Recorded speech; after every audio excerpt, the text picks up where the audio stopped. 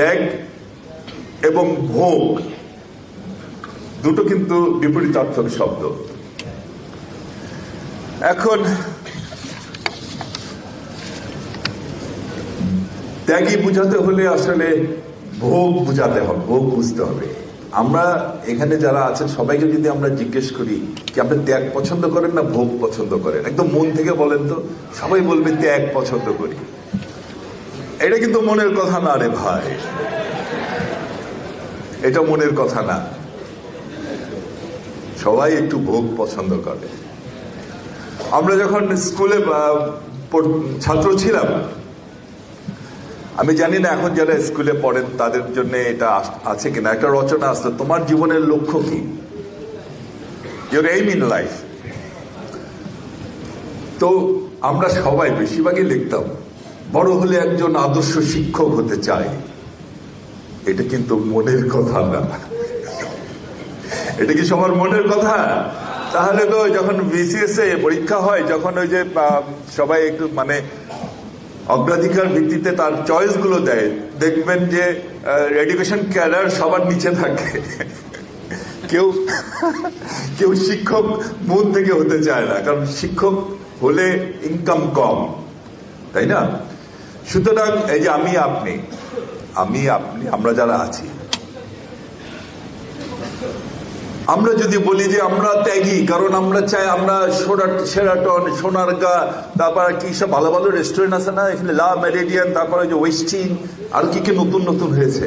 হ্যাঁ, আমরা যেহেতু এই সমস্ত জায়গায় গিয়ে আমরা লাঞ্চ করি না, আমরা ডিনার করি না, সুতরাং আমরা ত্যাগী। হলো না, কারণ এই সমস্ত জায়গায় লাঞ্চ আর ডিনার করার ক্ষমতা আপনার আমার নাই, তাই না? একজন রিক্সা শ্রমিক ভাই, তাকে আমি ছোট বলে বলছি না, তিনি যদি বলেন আমি ত্যাগী কারণ আমি ওই যে গুলশান বানানির বাড়িতে থাকি না, তা তো হলো না, কারণ তার সেই সক্ষমতা নাই। ত্যাগীকে যার সক্ষমতা আছে, যে চাইলে পারত কিন্তু করে না, সেই হচ্ছে ত্যাগী। যে বিষয়টি এসেছে বেগম খালেদা জিয়া, জনাব তারেক রহমান, তাদের ত্যাগ, আমি সাথে শহীদ রাষ্ট্রপতি জিয়াউর রহমানকেও ইনক্লুড করতে চাই।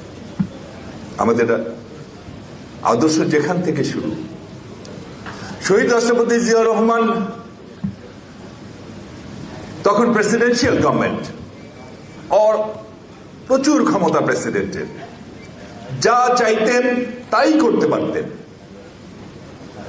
কিন্তু তার ক্ষমতা থাকবার পরও তিনি তা করেন। আপনারা দেখেছেন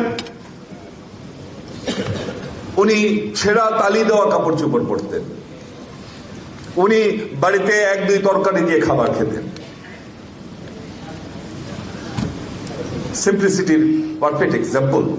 কিন্তু জিয়া রহমান চাইলে কি বর্ণাঢ্য জীবন এনজয় করতে পারতেন না? তারপরেও তো আমরা একজন প্রেসিডেন্টকে দেখেছি, হোসেন মোহাম্মদ এরশাদ সাহেব, যার শু আসতো ইটালি থেকে, যার পানি আসতো ফ্রান্স থেকে, যার কাপড় চোপড় আসতো আমেরিকা থেকে, আর অন্যান্য বিষয়গুলো গেলাম না, একজন মানুষ মারা গেছে, তার আর বিস্তারিত আলোচনায় গেলাম না।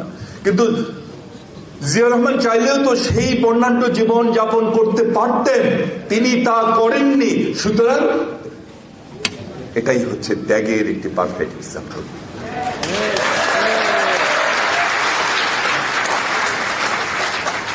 তারপর শহীদ রাষ্ট্রপতি জিয়াউর রহমানকে হত্যা করা হলো। কেন হত্যা করা হলো? তিনিও যদি শেখ হাসিনার মতো আধিপত্যবাদী শক্তিকে মেরে যান বলে বলতেন, তাহলে তাকে জীবন দিতে হতো না। তিনি যখন এই দেশকে নিজের পায়ে দাঁড় করানোর জন্য চেষ্টা করে যাচ্ছিলেন, যখন এই দেশকে খাদ্যে স্বয়ংসম্পন্ন করবার জন্য সফল হয়ে গিয়েছিলেন, তখন ওরা যারা বাংলাদেশকে বটমলেস বাস্কেট হিসেবে দেখতে চায়, যারা বাংলাদেশকে সারাক্ষণ তাদের উপর নির্ভরশীল হিসেবে দেখতে চায়, তারা তাকে পৃথিবী থেকে সরিয়ে দিল। সুতরাং দেশের স্বার্থে, দেশের জন্য সর্বোচ্চ যে ত্যাগ, জীবন দেওয়া, সেই জীবনটি তিনি দিয়ে গেছেন।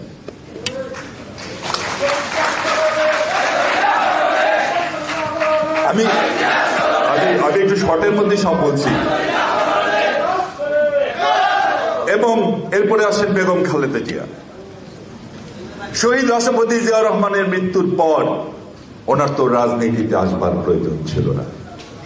উনি চাইলেই তো একজন সাবেক প্রেসিডেন্টের স্ত্রী হিসেবে, সাবেক আর্মি চিফের স্ত্রী হিসেবে অনেক বর্ণাঢ্য জীবন, স্বাচ্ছন্দ্যময় জীবন যাপন করতে পারতেন তার সন্তানদের নিয়ে। কিন্তু দেশের প্রয়োজনে, জাতির প্রয়োজনে, এদেশের কোটি কোটি মানুষের মুখের দিকে তাকিয়ে বেগম খালেদা জিয়া সেই জীবনকে ছুঁড়ে ফেলে দিয়ে লড়াই সংগ্রামের সেই কণ্টকাকীর্ণ পথেই নিজেকে এগিয়ে নিলেন। সো এটি হচ্ছে একটি ত্যাগ। কত বলবো, ওনার দুই সন্তানের উনি বাবার স্নেহ দিয়ে, মার স্নেহ দিয়ে বড় করেছিলেন। কিন্তু ওনার ছোট সন্তান, তাকে যখন তার মৃতদেহকে তিনি যখন সামনে রাখলেন, তার ছোট সন্তানের মৃতদেহ যখন তার সামনে আসলো, তখন তিনি সেই গুলশানের সেই অফিসে বালি ট্রাক দ্বারা তিনি পরিবেষ্টিত অবস্থায় আছেন, তাই না ভাইরা আমার? সেদিন বেগম খালেদা জিয়ার সেই অসহায়ত্ব দেখে পৃথিবীর তাবুত মা যেন কেঁদেছিলেন আমাদের নেত্রীর দুই চোখ দিয়ে। ওনার সন্তানেরও জীবন যেত না, ওনাকেও বালি ট্রাক দিয়ে আটকে থাকতে হতো না, যদি তিনি রাজনীতির এই বিপদসংকুল পথে, জনগণের ন্যায়সঙ্গত লড়াইয়ের এই বিপদসংকুল পথে নিজেকে যদি সমর্পণ না করতেন, তাহলে তার এই অবস্থা হতো না। জীবনের দুটো সন্তান ছিল, একটি সন্তানকে তিনি হারিয়েছেন। মা যখন তার সন্তানকে বিদায় দেয়, চিরবিদায় দেয়, এর যে কত কষ্ট, এই যে কত বড় কষ্ট, তা সেই মাই বলতে পারবে, আর অন্য কেউ বলতে পারবে না। আরো বলতে গেলে তো অনেক বলতে হয়, আমি চাচ্ছি না। এবার আসি আমাদের প্রিয় নেতা জনাব তারেক রহমান।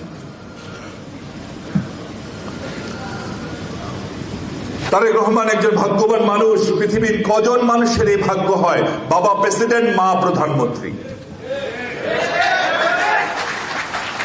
দেখেন না, পৃথিবীর সব উন্নত দেশগুলোতে, পৃথিবীর তাবৎ দেশের প্রেসিডেন্ট বা প্রধানমন্ত্রীর সন্তানরা সেখানে থাকেন, বর্ণাঢ্য জীবন তাদের। লাস ভেগাসে দেখা যায় পৃথিবীর বিভিন্ন দেশের রাষ্ট্রনায়কদের সন্তানরা সেখানে আমোদ ফুর্তি করে বেড়াচ্ছে, যে লাস ভেগাসে কখনো নাকি রাত হয় না। আমাদের তো সাবেক প্রধানমন্ত্রীর সন্তান সেখানে থাকেন, গর্ব ভরে বলেন উনি নাকি ওনার সন্তানের পড়াশোনার বেতন দিতে পারেন না। আহারি, জামদানি একটা শাড়ি পরে পাবলিকের সামনে এসে বলে আমি আমার সন্তানের তো বেতন দিতে পারছি না, ওর কি সেমিস্টারের টাকা নাকি বাকি রয়েছে। কত বড় ভণ্ড! এখন কি বের হচ্ছে? এফবিআই শাড়ির দাম 5 লাখ। এটা তো ভাই আমার খবর না, এটা মানে বিতিকাদের কাছে খবর ভালো থাকবে শাড়ির দাম কত। ওনার আটটা এফবিআই বলছে তার 8টা গাড়ি পৃথিবীর সবচেয়ে দামি দামি ব্র্যান্ডের সবচেয়ে দামি গাড়িগুলো তার। এতে শুধু গাড়ির হিসাব, ব্যাংক ব্যালেন্স, ফ্ল্যাট এগুলোর তো হিসাব আছে। আমাদের নেতা তারেক রহমান কি সেই জীবন যাপন করতে পারতেন না? না, উনি সেই লন্ডনের নিজের পিতৃভূমি, যে পিতৃভূমি তার পিতার রক্তে রঞ্জিত, সেই পিতৃভূমি রেখে শত শত কিলোমিটার দূরে একটি লন্ডনের একটি বাড়িতে একটি রুমের মধ্যে, আমার মনে হয় যে উনি লন্ডনে এমন মানুষ মানে কম আছে যে একটা রুমের মধ্যে এতক্ষণ সারাক্ষণ উনি একটা রুমের মধ্যেই থাকেন। আমি যখনই দেখি ঘুম ছাড়া উনি একটা রুমের মধ্যেই থাকেন। কেন থাকেন? শুধুমাত্র বসে থাকার জন্য নয়, তার দেশের নিপীড়িত নির্যাতিত মানুষকে মুক্তির লড়াইয়ে তিনি দিনের 24 ঘন্টা শুধু ঘুমানোর সময়টুকু বাদ দিয়ে পুরো সময়টাই সেই ঘরটার মধ্যে বসে থাকেন। কখন কাকে কি বলতে হবে, কখন কি ঘোষণা দিতে হবে, তিনিও তো পারতেন সেই বিলাসময় জীবনযাপন করতে, তিনিও তো পারতেন দামি দামি গাড়িতে চড়তে, তিনিও তো পারতেন দামি দামি অ্যাপার্টমেন্টে থাকতে। সে সুযোগ তার ছিল, কিন্তু তিনি সে জীবনকে ত্যাগ করেছেন। This is sacrifice. আরো অনেক কিছু বলা যেত, কিন্তু সময় কম ভাইরা আমার। তাই সবাই কিন্তু ত্যাগ করতে জানে না। ত্যাগ করে 99% মানুষ, ভোগে বিশ্বাসী, ত্যাগে বিশ্বাসী 1% বা তাদের কম। যারা ত্যাগ করতে জানে তারাই কিন্তু ইতিহাসের পাতায় স্থান করে নেয়, এবং জিয়া পরিবার স্যাক্রিফাইস, ত্যাগ, ইতিহাসের পাতায় ওনাদের এই বিষয়গুলো স্থান করে নেবে, স্বর্ণাক্ষরে লেখা থাকবে।